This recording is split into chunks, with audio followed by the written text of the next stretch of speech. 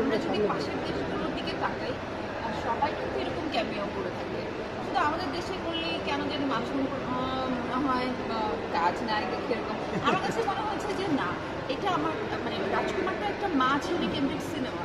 এটার গল্পটাই কিন্তু কোনো প্রেমের গল্প না। রাজকুমারটা একটা মা আর ছেলের গল্প। তো সেখানে আমার মনে হচ্ছে যে এটা করলে এই ক্যারেক্টারটা আমাকে একটা মাইলেজ দেবে।